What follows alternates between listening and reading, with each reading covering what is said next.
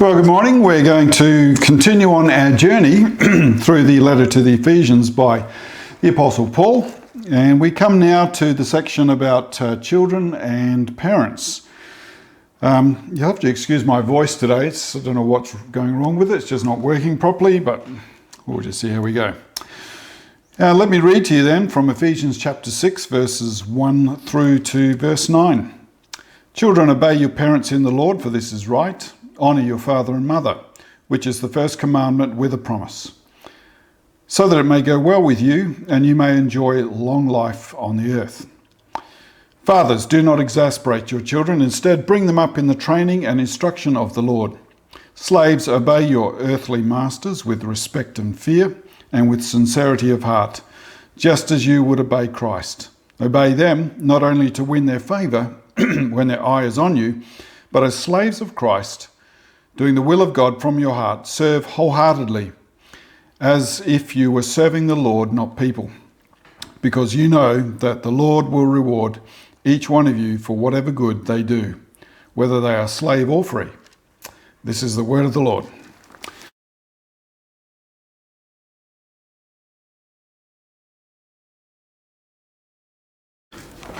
Well, after we last week looked at the relationship between the husband and wife, and we saw how that was connected to the relationship between Christ and the church, which was a reflection of the relationship between God the Father and God the Son, the very same principle still applies then to the relationship between parents and children. And so little wonder that Paul goes straight on from talking about the relationship between the husband and wife to talk about the relationship between parents and children. Now, I cannot overstate the singular importance of the relationship between parents and children. I guess it would be the most affecting, most potent relationship that can have ramifications into our future, both for good and for ill, and through from generation after generation after generation. You know, I believe that my great-great-grandparents have affected my life. I mean, I'm living in Australia because my great-great-great-great-grandparents made a decision to leave Europe and migrate to Australia. And partly because of persecution, but whatever the case, they made decisions that are affecting me now. And of course, the decisions that my own parents make or have made have affected me profoundly in my life, and the decisions that I'm making will affect my children. Well, that's what they tell me anyway. But this relationship between parents and children cannot be overstated in terms of its importance and its significance. And I believe that this is one of the areas we must look at and understand from a biblical and from a Trinitarian point of view if we're going to understand how it really works. Because this relationship can be the source of the greatest joy or of the most appalling grief. And so Paul is keen to address how this relationship can work. In many ways, the very same principles that we've already looked at in the marriage relationship also apply to the relationship between parents and children. And now, one of the things we have to notice too, and we're going to divide this into two parts. I'm not going to be able to cover the whole of this relationship between parents and children all in one week. What we're going to do this week is just look at the relationship of children to parents. That's how Paul starts this. He starts by saying, children, obey your parents in the Lord, for this is right. Honour your father and mother, which is the first commandment with a promise, so that it may go well with you and you may enjoy long life on the earth. Now, interestingly, everything that is said here in principle is going to not only apply to parents and children, but will also go on to apply both to the employer and the employee and any other relationship too, I might add, where there is some kind of power differential. For instance, a politician and their constituents, a teacher and his or her students, a pastor and the people of the church, a landlord and a leasee, and any other relationship where one person has more power than another. And so the things that apply here apply on so many other levels. That's why Paul includes those, I believe, in this section here. So we're not actually going to talk about those relationships in detail because I believe they will be covered mainly when we look at this relationship between parents and children. Right, so when I say children here, I don't just mean minors, obviously. I mean minors or adult children. In fact, it can be still affecting us, our relationship with their parents, long after they have died, because you still have a relationship with people who are no longer with us because you can still forgive them or you can still honour them even after they've gone. And one of the things I've learned over almost 30 years now of pastoral ministry is the truth of the command that Paul cites here. He cites one of the 10 commandments from Deuteronomy 5 verse 16, where he says that we must honour our father and mother if we want to have the blessing that goes with it, which is that it might go well with you and that you may enjoy long life on the earth. And I cannot tell you how many long conversations that I've had with, children, adult children, who cannot and indeed will not honour their father or their mother. And if we cannot honour our father and mother, then it is as certain as night follows day that it will not go well for you, for us. This reminds me of a conversation I had once with a young man. He was the son of a well-known evangelical preacher, and at the time when I talked to him, he was addicted to drugs. He confessed that he was involved in satanic rituals, and his life was just a wreck. And I asked him, so what made you want to do these things? Why did you choose to do them? And he didn't hesitate for a second. He shot back with obvious venom in his voice, and he said, to get back at my father because he put the church before me. Now, whatever he was doing, it was working. It had the desired effect. I mean, I knew this guy, I knew his father, and I knew that his father was distraught. He was being deeply affected by what his son was doing. But the problem was that in getting back at his father, he was destroying his own life. His own life was falling apart, his health had been compromised, his own relationships were a series of shipwrecks, and he couldn't hold down a job. Everything in his life was a complete mess.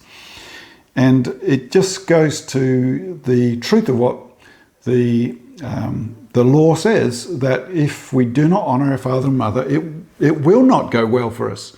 We cannot expect life to go well if we don't honour our father and mother. Now, of course, someone's going to say, yeah, but how can I honour my father and mother if my father was an alcoholic and my mother was derelict in her duty, or whatever it is? People come up with all sorts of reasons why they ought not to honour their father and mother. Now, sadly, this incidence of adult children who deliberately sabotage their own glory as a way of de-glorifying their parents is all too common. But in the end, it's a self-defeating way to live. And I cannot tell you how many conversations I've had with men and women who hate their parents and who will never honour them, but the consequence is their life doesn't go well. What Paul says here is actually an unqualified statement. He's not saying honour your parents if your parents are honourable. What he's saying is honour your parents and it will go well with you and you'll live long in the land. That is just simply a truth that we can live by no matter what happens. Steve Budolf, and I've got his book here. All of his books are highly recommended, but he wrote a book called Manhood, which was about the relationship between fathers and sons in particular. I think the principles apply to mothers and daughters, or fathers and daughters, or mothers and sons as well. But he writes this in his book about the relationship between fathers and their sons. And he says, think about this connection that you have with your father for a moment. Your masculinity, unconsciously, and whether you like it or not, is based on his. Most men realise with alarm that their father's mannerisms, stances, and even words are deeply a part of them and likely to emerge at any time. So if you are at war with him in your head, then you are at war with masculinity itself. And so often this means you are hopelessly divided against yourself. And I believe that's true. If we are at war with our parents, then we are at war with ourselves ultimately. And no one can win a war. There's no winners in war. So in the end, if we can't just blame our parents for the outcome of our own lives, we're responsible for ourselves and for our own decisions. No matter what your family of origin was like, you are responsible for your life. Yes, you may have been handed a bad hand. You may have been given some difficult circumstances to work with, but it doesn't change the fact that you are responsible for your part in the relationship. Because one thing I've noticed, of course, and we will have all noticed this, is if you are staying at war with your parents, you will end up escalating that war onto your own children, and then it can go from one generation to the next, to the next, to the next, and it never ends. At some point, someone has to stand up and say, it's got to end here. And Paul is saying, honour your father and mother. And I believe that is a truth which is not just for the sake of your parents, but it's for the sake of you yourself. You will live better, you will live well, and you'll live long if you can honour your parents. Now, here's the thing. When we are being asked to honour our parents, we're not being asked to necessarily honour everything that they say and do. There's a principle here, a principle of honour, and this is in Paul's understanding, and he doesn't just mention it here, he mentions it in other places such as Romans, that we must give honour where honour is due, and we give honour to the office of the one to whom we give honour, not just to the person, if that makes sense. In other words, a parent must be honoured because they're a parent, not whether they're a good parent or a bad parent, but simply because they are a parent. And there are reasons for that. Say, if you're in the army and you're a sergeant, then you must salute your captain. And you salute the rank, not the person necessarily. If you're captain and you're a sergeant in the army and your captain is a hopeless wreck, you still are required to salute him. And the reason for that is, in saluting him, you're giving honour to his general and to his major and his colonel and so on further up the line. And if you fail to salute your captain, then you're actually not only saying no to your captain, you're saying no to the major, the colonel and the general and everyone else up the line. And something like that is true for us as well. If we fail to honour our parents, we end up dishonouring God. Because God has set the world up in such a way that the world works when we give honour where honour is due. Something could be said for politicians as well. I know there's been a lot of talk about politics this last week. I can't think why, but let's just take the example of the President of the United States. I don't think the President of the United States, the current President, is a particularly honourable man. I don't think anyone's going to be surprised at that. Nonetheless, he is the President of the United States, and so we give honour to the position of President, not to the man. Now, if the man is no longer the President, then it changes everything. But when someone is in a position of authority, there must be a certain level of honour that is given again to the position rather than to the person. And this is a principle which I believe that Paul is saying we must come to grips with when it comes to our parents. Because if we will not honour our parents, then it is absolutely certain that it will not go well with you. All right, so then how do we practically honour parents? No, I'm giving a negative example here, I've got to admit, but obviously you want to honour your parents if they're good and worthy, but I'm talking here about the difficulty of honouring parents who are not. All right. But nonetheless, whether they're good or bad parents, there are some practical ways that we can honour our parents. The least way that you can honour your parents, I mean the absolute first rung on the ladder, the most basic form of honour that you can give to your parents no matter how apparently undeserving they may seem to be, is to forgive them. Every single child has to forgive their parents at some point or another, because no parents are perfect. My children have to forgive me for my failings and my shortcomings. I have to forgive my parents. My parents have to forgive their parents.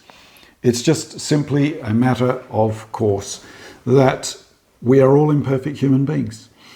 And I believe that if we want to get on well in this life, we need to forgive those to whom honour is due.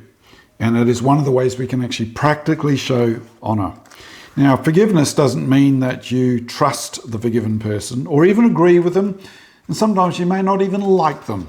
That's not the issue here. Forgiveness is about cancelling debts, cancelling things that are owed to you, and just saying, that slate is clean. They don't owe me anything. And look to God for your needs instead. Now, naturally, when we mature into adulthood, I think we're more inclined to be forgiving, because especially if you become a parent, you begin to realise just how difficult it is to be a parent. And this can be a crucial time of turnaround towards our parents that may set the stage for a deeper appreciation of all the things our parents actually have done for us. And this is the thing, we can find reasons to forgive when we realise just how hard it is to be a parent. You know, I'm now a grandfather, and I'm watching one of my sons having a child and going through the difficulty of having a child, and I've noticed his attitude has changed somewhat, and I believe he's beginning to fully understand and appreciate what it really takes and the sacrifice that needs to be made as a parent.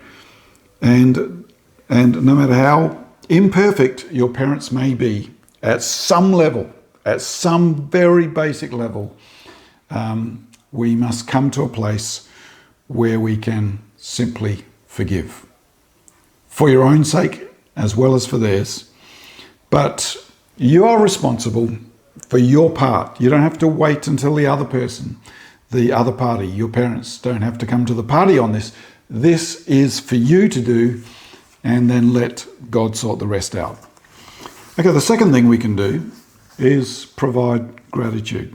Gratitude is one of the most powerful ways that a child can bring honour to their parents.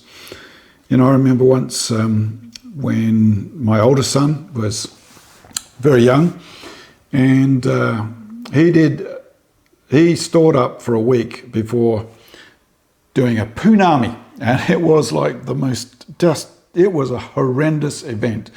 I mean, you know, there was screaming and sirens. It was a disaster area. I took him out into the back lawn, and I stripped off his clothes and put them in the bin and set them on fire, and then I washed him down with a hose. That's how bad it was.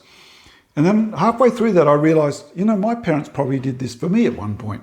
And suddenly I realised that I had reasons to be grateful. I mean, I had plenty of reasons to be grateful, but that was just a real potent reminder of things that I can be grateful for. And I believe it's important that we find things to be grateful for. And again, we can look back in our lives and say, whatever else is going on, I've had a home to live in. I've been loved. I've been cared about. I'm physically alive. Even the worst of parents has done something, brought you into the world. If that's all you can say, that might be all there is. But everyone has something to be grateful for. Some people have a lot to be grateful for, but gratitude is a really important part of honouring parents. And of course, not only gratitude in your heart, but gratitude that's expressed to your parents. You know, I know there are many parents who are simply longing for the day when they hear the words "thank you" coming out of the mouths of their adult children. And tragically, there are many parents who never hear those words. But that is, I believe, one of the most basic ways that we can give honour. Now, the word honour in Hebrew, by the way, is the same root word for glory, and it literally means weight. Weight here has something to do with the substance and the worth of something. You know, if I pick up a book like this book, and I can feel its weight, I can feel the significance of the book. You know, we talk about big, thick books being heavy reading. We don't mean heavy just because they're physically heavy, but there's something of substance in it. And that's what it means to give honour to parents, means that you assign to them significance. And you say they are worth something, and there is something going on there. And it's a way of glorifying. That's what the word honour really means. It means to show them up in their best light, to see them in their best light. And one of the ways we can do that is search and discover the things that we can be grateful for, and then to say thank you. So we can also, I think the third thing we can do, and indeed the greatest thing we can do, is become the very best version of ourselves, and simply be the person that we were created to be, and let ourselves become the best version of ourselves that we can be. In doing so, we bring honour to our parents. In the same way that Jesus glorifies his Father simply by being a glorious son, so children glorify their parents when they shine. I remember once my youngest son, Max, who has a gift for drama and acting, when he was a little boy at preschool, he was in his class, I should say, or in his group of kids there.